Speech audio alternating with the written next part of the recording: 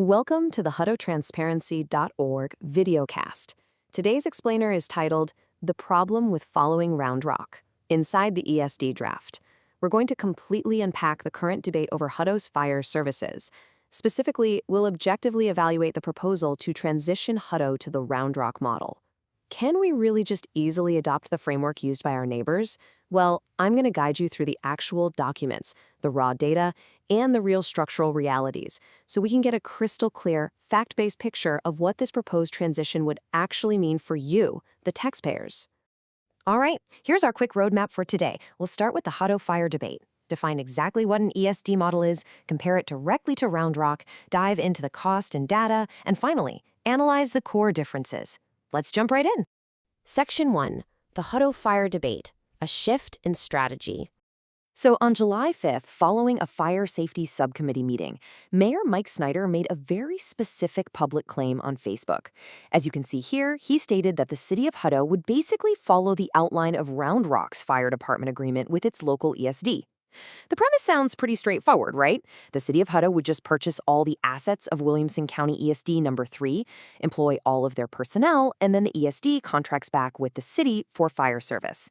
The implication here is that this is just a simple replication of a proven model. Moving on to Section 2. Defining the ESD model, understanding the structure. Before we go any further, let's nail down a basic definition. What exactly is an Emergency Services District, or ESD? Well, it's actually an independent political subdivision. It has its very own budget and its own taxing authority. It is a completely separate governmental entity from the City of Hutto.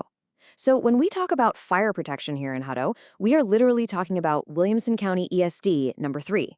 And Hutto's ESD number 3 is absolutely not just some administrative taxing district on paper. Based on their standards of cover and risk assessment documents, they are a fully mature, elite, independent fire department. They've earned a top-tier ISO Class 1 rating. To put that into perspective, only 74 out of 2,800 departments in all of Texas can claim that.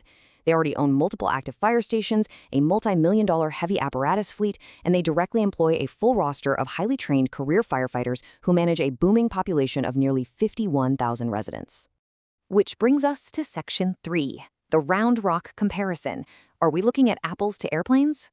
Let's break down this Round Rock model using data from the Center for Public Safety Management. This really is an apples to airplanes comparison. See, the city of Round Rock already operated a fully established, mature municipal fire department. We're talking 110 full-time employees. They had their own stations, their own equipment, and career firefighters way before they ever signed an agreement with ESD number 9. And Round Rock's ESD number 9, it was purely a taxing district. It never employed a single firefighter or owned a single piece of equipment. They simply signed a contractual agreement to reimburse the city of Round Rock for providing fire protection and emergency medical first responder services. Now contrast that with Hutto's reality. The city of Hutto currently has absolutely zero fire department infrastructure. Their proposed plan literally budgets for just a 12-person startup crew, one 18-year-old used fire truck, and exactly $0 for a dedicated fire chief. Take a look at this org chart.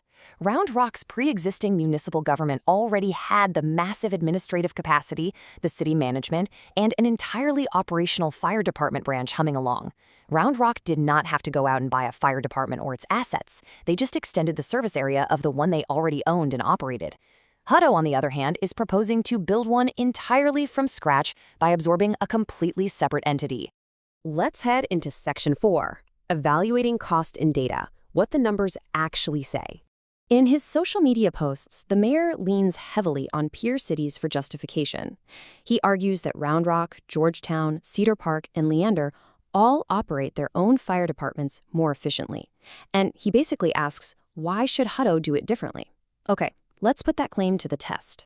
If you look at the World Population Review data, the cities being used as direct comparisons are substantially larger than we are. Leander is nearly twice the size of Hutto, and Round Rock has almost 3 times our population. Think about that.